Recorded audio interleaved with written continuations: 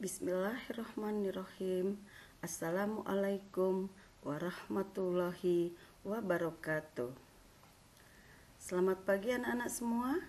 Apa kabar kalian hari ini? Mem Ani berharap anak-anak semua dan keluarga di rumah dalam keadaan sehat dan bahagia, ya. Anak-anak, hari ini kita bertemu kembali untuk membahas materi kesehatan reproduksi dan seksual pada topik 2 yang berjudul teman, sahabat, dan pacar. Mem berharap ini topik yang cukup menarik ya buat kalian semua, karena ini berkisar pada kehidupan kalian, ya.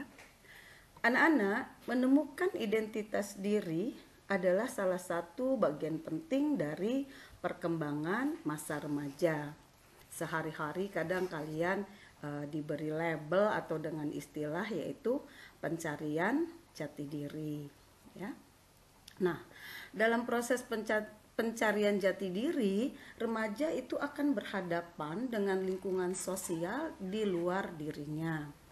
Lingkungan sosial seringkali memberikan petunjuk, tuntutan, dan sekaligus juga bagaimana remaja harus bersikap. Nah, 3 jenis hubungan sosial yang cukup penting untuk remaja dapat dilihat ialah pada hubungan pertemanan, persahabatan, dan pacaran. Ketiganya diyakini memegang peranan yang cukup signifikan pada perkembangan seorang remaja. Untuk itu, pada bagian ini akan kita bahas bersama mengenai teman, sahabat, dan pacar. Lalu nanti pada bagian akhir akan dibahas tips atau strategi bagaimana mengembangkan hubungan pacaran yang sehat jika pada akhirnya nanti kalian akan memilih untuk misalnya memiliki pacar. Kemudian dapat memberikan dampak yang positif bagi perkembangan sosial emosi seorang remaja, ya. Iya, tujuan pembelajaran kita pada hari ini yang pertama adalah kalau kita tatap muka kita bisa melalui diskusi, tetapi meskipun kita tidak tatap muka, anak-anak diharapkan mampu untuk menjelaskan hubungan yang sehat dengan teman, sahabat, dan pacar. Kemudian yang kedua, anak-anak mampu untuk mengidentifikasi relasi yang sehat dalam pacaran itu dengan baik, ya. Kemudian anak-anak mampu untuk menjelaskan pentingnya membangun sikap toleransi dalam sebuah kelompok. Selanjutnya, anak-anak juga mampu untuk melakukan pertimbangan dan pengambilan keputusan dengan tepat. Dan yang terakhir, anak-anak mampu untuk menjalin hubungan yang positif dengan guru secara nyaman. Itu adalah tujuan pembelajaran pada topik 2. Baik anak-anak, kita mulai pembahasan dengan subtopik yang pertama yaitu pertemanan. Anak-anak, dalam periode ini lingkungan sosial yang paling dekat dengan kalian para remaja adalah lingkungan pertemanan, ya. Teman sebaya sebagaimana telah diungkapkan sebelumnya itu memiliki peranan yang penting bagi perkembangan sosial emosi seorang remaja. Secara sosial emosi, remaja memiliki kebutuhan yang sangat tinggi untuk bisa mandiri. Apa tandanya? Tandanya adalah dengan berkurangnya kelekatan atau attachment mereka kepada orang tua dan keluarga mereka. Yang tadinya masih mau kalau diajak pergi sama ayah atau ibu, pergi ke mall atau menemani ibu pergi ke pesta, sekarang sudah tidak mau lagi. Nah, sebagai gantinya, itu remaja menjadikan teman sebaya mereka sebagai rujukan mereka. Kemudian kebutuhan remaja akan teman sebaya biasanya ditandai dengan munculnya kebutuhan untuk diakui dan diterima oleh teman-teman mereka, ya. Nah, Tuntutan untuk diakui oleh teman sebaya ini seringkali menjadikan kalian para remaja terjebak dalam peer pressure atau tekanan teman sebaya. Nah, perasaan merasa diterima akan membuat kalian para remaja merasa bagian dari kelompok. Nah, sebaliknya perasaan merasa ditolak akan membuat mereka merasa terpinggirkan atau termarginalkan dari kelompok, ya. Nah, akibat tingginya keinginan untuk diterima oleh kelompok, maka biasanya remaja akan melakukan eh, apapun yang dilakukan oleh teman-temannya, dari mulai bahasa yang digunakan, pakaian yang dikenakan, sampai gaya hidup yang dianut. Semua akan dilakukan sama dengan apa yang dilakukan oleh kelompoknya. Nah, tekanan teman sebaya ini sering kali diasosiasikan sebagai sesuatu yang negatif. Kapan? Manakala remaja menunjukkan perilaku memberontak seperti bolos sekolah atau misalnya mengkonsumsi rokok, bahkan mungkin yang lebih parah mengkonsumsi obat-obat terlarang. Terkadang orang tua sering menganggap sebagai dampak dari tekanan teman sebaya. Padahal sebetulnya tekanan teman sebaya juga bisa memberikan dampak yang positif, di mana dukungan teman sebaya itu bisa meningkatkan motivasi dan rasa aman dari para remaja. Nah, dalam beberapa kasus dukungan teman sebaya bisa meningkatkan prestasi akademik remaja. Nanti tinggal bagaimana anak-anak, para remaja pandai-pandai untuk melihat lingkungan pertemanannya. Jika lingkungan pertemanan kalian itu kalian merasa ada tekanan teman sebaya yang berdampak negatif, tentu kalian lebih baik meninggalkan pertemanan yang justru akan memberi dampak negatif pada diri kalian. Tetapi jika pertemanan itu kalian merasakan bahwa tekanan teman sebaya itu memberikan dampak positif, silahkan kalian lanjutkan pertemanannya, ya. Nanti kita akan bahas lebih lanjut seperti apa proses untuk berteman yang baik sehingga kalian bisa diterima di lingkungan teman-teman kalian, ya. Ya, anak-anak, kita masuk ke subtopik berikutnya, yaitu persahabatan. Beda nggak sih teman dengan sahabat? Ternyata berbeda ya nak ya. Kalau sahabat itu persahabatan itu hubungan yang lebih intim dari teman sebaya. Lebih intim di sini dimaksudkan adalah lebih akrab atau lebih karib, seperti itu. Kalau teman sebaya mungkin jumlahnya bisa jadi banyak, misalnya dalam satu kelas itu semuanya teman sebaya. Tetapi kalau sahabat mungkin hanya beberapa orang saja. Nah, persahabatan biasanya dibangun berdasarkan persamaan karakteristik. Misalnya seperti persamaan jenis kelamin. Ini ngelompok nih, anak cewek-cewek jadi satu geng misalnya, bersahabat.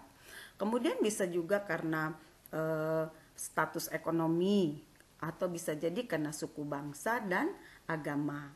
Nah, dalam menjalin persahabatan tentu ada hal-hal yang perlu kalian perhatikan. Meskipun berdasarkan karakteristik dalam menjalin persahabatan itu kalian juga harus mampu untuk berteman dengan orang-orang atau yang teman-teman yang lain yang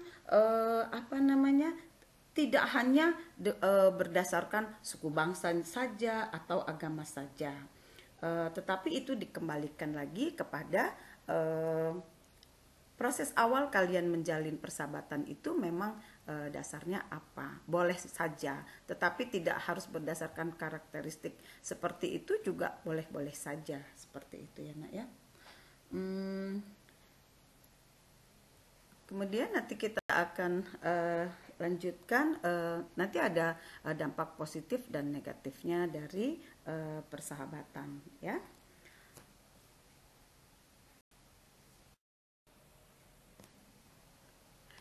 Nah, seperti yang Memani bilang sebelumnya tadi bahwa persahabatan itu memiliki dampak positif dan negatif. Mungkin selama ini kalian belum tahu ya. Nah, hari ini kita akan membahas bersama. Jadi anak-anak, dampak positif dari persahabatan yang dikelola dengan baik, saling menghargai, saling mendukung, itu dampak positifnya ternyata banyak. Apa saja? Misalnya tumbuhnya perasaan merasa bagian dari sebuah kelompok, kemudian tumbuhnya perasaan merasa dihargai, kemudian tumbuhnya sifat empati. Empati itu sifat yang baik ya nak ya, yang jika teman kita dia sedang bersedih, kalian juga akan berusaha untuk menghibur supaya teman kalian tidak bersedih. Nah, seperti itu. Kemudian jika teman kamu bahagia, kamu juga akan merasakan kebahagiaan itu. Itu adalah sifat empati ya. Kemudian munculnya perasaan aman dan merasa diterima. Lalu yang berikutnya, adanya sumber informasi yang terasa aman bagi remaja akan berbagai hal yang terkait dengan masa remaja. Misalnya isu pubertas, pacaran, masalah akademik, budaya, populer, dan lain sebagainya ya. Dan yang terakhir, dampak positifnya itu adalah memberi kesempatan untuk bertemu dan berinteraksi dengan orang-orang yang berbeda. Nah, selain dampak positif, ternyata dari persahabatan juga memiliki dampak yang negatif. Kapan itu bisa terjadi? Jika kalian tidak bisa mengelola persahabatan itu dengan baik. Nah, apa dampak negatifnya? Yaitu yang pertama, dalam istilah psikologi, pertemanan negatif itu dikenal dengan sebutan toxic friendship ya. Nah, toxic friendship ini berpeluang membuat remaja memiliki konsep diri yang negatif seperti itu. Dan konsep diri yang negatif itu tentu tidak baik bagi perkembangan konsep diri kalian ya. Kemudian pertemanan negatif juga seringkali merubah menjadi bentuk perundungan. Perundungan itu sama dengan bully ya nak ya. Nah, kemudian remaja terkadang menjadikan sahabat itu sebagai sumber informasi. Padahal informasi yang disampaikan bisa jadi tidak akurat atau tidak benar karena keterbatasan pengetahuan ya. Nah, dampak-dampak negatif ini yang mestinya kalian hindari, sehingga untuk menghasilkan persahabatan yang positif kalian perlu untuk mengelola persahabatan yang kalian jalin dengan teman-teman kalian itu dengan baik, tentu saja dengan mengedepankan sikap saling menghargai, saling menolong, menumbuhkan empati. Jadi kalau ada teman sedih, kalian juga sedih juga dan menghibur supaya temannya tidak sedih lagi. Seperti itu ya.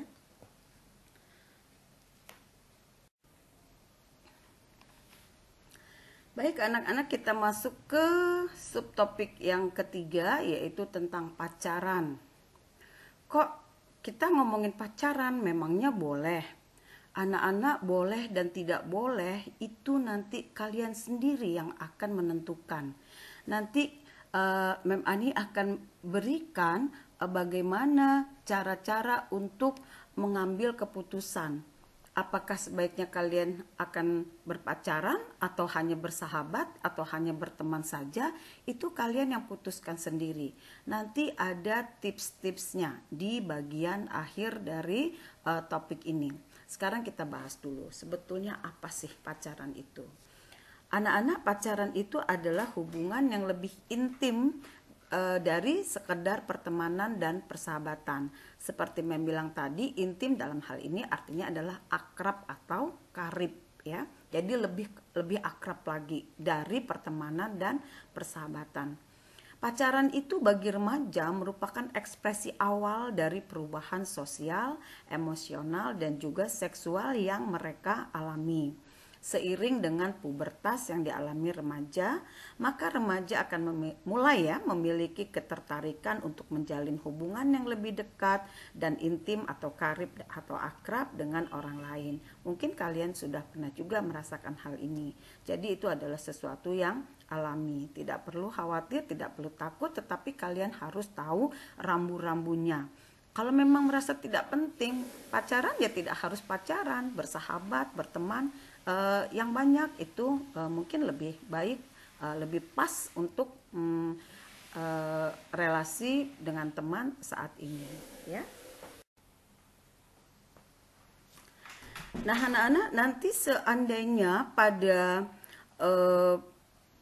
proses pengambilan keputusan yang bertanggung jawab itu ternyata akhirnya kalian memang memilih untuk berpacaran, tetapi ini memang tidak menghancurkan ya, memang lebih menganjurkan kalian untuk berteman, bersahabat dengan banyak teman-teman itu lebih banyak lagi, lebih luas lagi. Tetapi jika kalian memilih untuk berpacaran, maka berharap kalian mengembangkan berpacaran yang sehat. Apa sih pacaran yang sehat? Pacaran yang sehat itu memiliki ciri-ciri sebagai berikut, ya. Yang pertama, berpacaran itu tidak harus membuat remaja kehilangan jati dirinya. Terutama sekali apabila pacaran membuat konsep dirinya menjadi lebih negatif. Itu tentu sangat tidak dianjurkan, ya. Bila pacaran merubah jati diri remaja, maka yang bersangkutan, maksudnya kalian itu harusnya bertanya kembali, apakah kamu atau kalian itu telah berpacaran dengan orang yang tepat atau yang pas. Karena pacaran yang sehat seharusnya membantu kalian mengembangkan konsep diri menjadi lebih positif. Itu yang pertama. Yang kedua, berpacaran tidak harus membuat remaja kehilangan keluarga dan teman. Maksudnya adalah saat kalian pacaran itu, pacaran yang sehat itu tidak menuntut remaja untuk meninggalkan keluarga dan temannya. Remaja akan tetap memiliki waktu untuk teman dan keluarganya. Jadi kalau misalnya kalian punya pacar, terus pacar kamu tuh harus mendikte kamu harus sama dia terus, nggak boleh dengan teman-teman, nggak boleh sama keluarga. Nah, itu bukan pacaran yang sehat, ya. Karena kalian menjadi tidak punya waktu lagi untuk teman-teman dan untuk keluarga. Itu sangat tidak dianjurkan, ya. Selanjutnya, ciri yang berikutnya adalah menghargai satu sama lain, ya. Menghargai satu sama lain ini adalah penting karena pacaran yang sehat itu dibangun atas dasar penghargaan antara satu sama lain. Tidak ada pihak yang dianggap lebih lemah dan tergantung, kemudian tidak ada yang merasa lebih kuat dan berkuasa, sehingga hubungannya menjadi tidak sehat, ya, tidak setara. Kemudian hubungan antara keduanya harus setara dan tidak boleh dibangun dengan rasa cemas atau rasa takut, gitu ya, dan rasa ketergantungan. Nah, itu yang ketiga, ya. Kita lanjutkan dengan love don't hurt, ya. Jadi pacaran itu sama sekali tidak boleh mengandung unsur kekerasan dan pemaksaan, ya.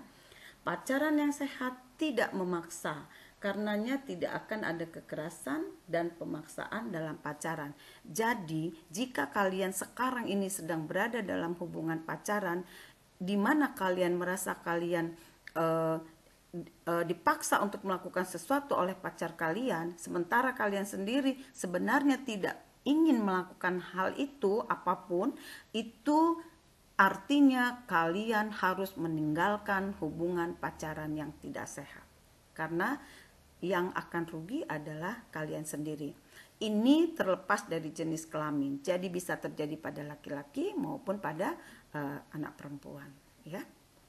Yang terakhir adalah pacaran yang sehat itu memiliki ciri mampu untuk menjadikan itu sebagai motivasi menjadi individu yang lebih baik lagi. Nah, pacaran bagi remaja itu dapat menjadi sumber motivasi di mana? Ya, motivasi di sekolah maupun di lingkungan masyarakat. Menjadi remaja-remaja yang bermanfaat bagi lingkungannya, baik di rumah maupun di sekolah, ya.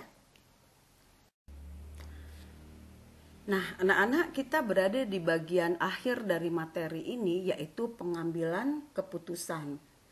Ini keputusan apa sih anak-anak? Ialah keputusan, eh, karena ini tujuan topiknya adalah membantu kalian untuk mengambil keputusan perlu tidaknya sih kalian itu berpacaran. Kalau kalian nanti, eh, hasil akhirnya atau keputusannya itu kalian sendiri yang menentukan. Di sini kita hanya akan membahas apa yang harus dilakukan sebelum kalian mengambil keputusan. Oh iya, saya mau pacaran dengan dia. Dasarnya apa? Pentingnya apa? Gitu. Terus kemudian manfaatnya apa? Nah, itu kalian nanti akan memberikan tips bagaimana kalian mengambil keputusan. Supaya apa? Supaya keputusannya tidak keliru, tidak salah, ya.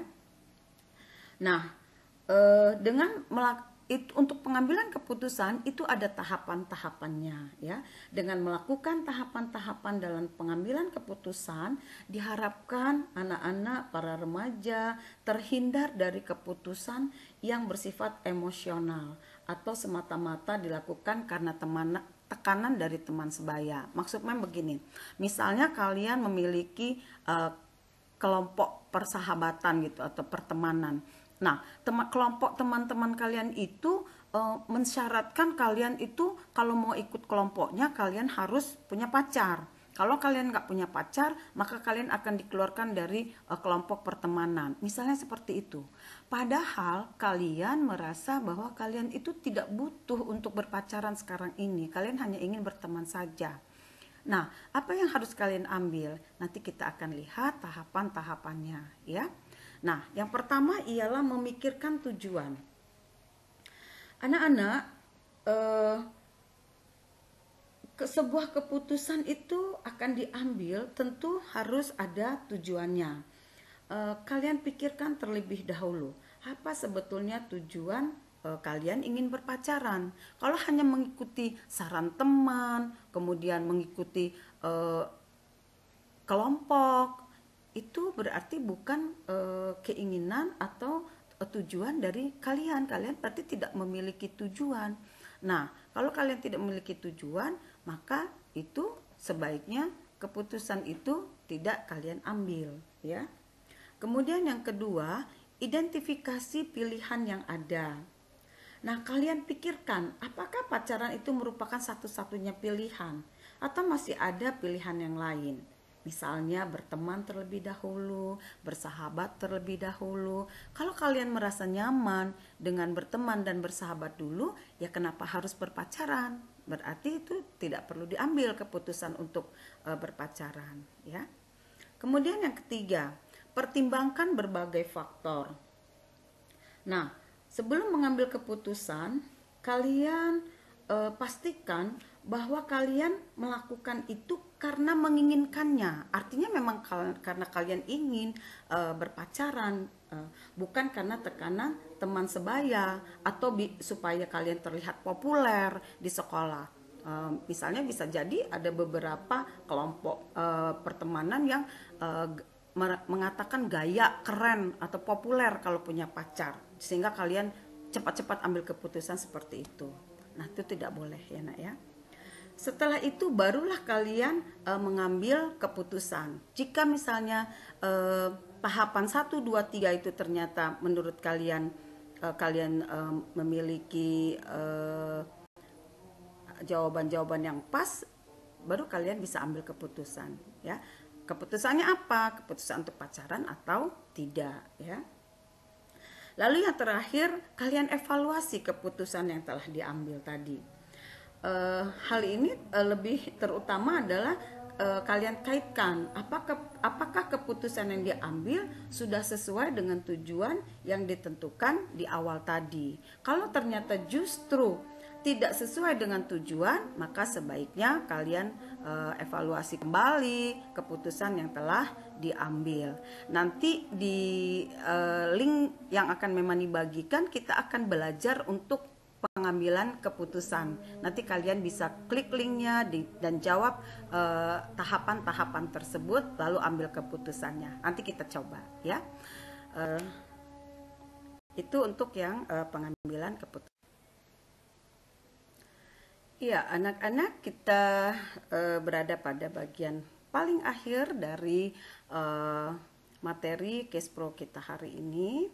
Memang berharap kalian bisa menerima materi ini dengan baik dan bisa membantu kalian dalam pengambilan keputusan, supaya keputusan yang kalian ambil itu adalah keputusan yang bertanggung jawab dan memberi dampak yang positif terhadap hidup kalian ya.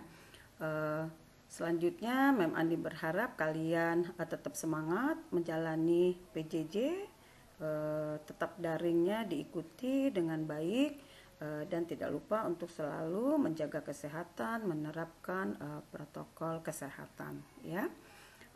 Semoga anak-anak semuanya di rumah bersama keluarga selalu dalam keadaan sehat, bahagia, dan sejahtera. Salam setara, semangat dunia remaja. Wassalamualaikum warahmatullahi wabarakatuh.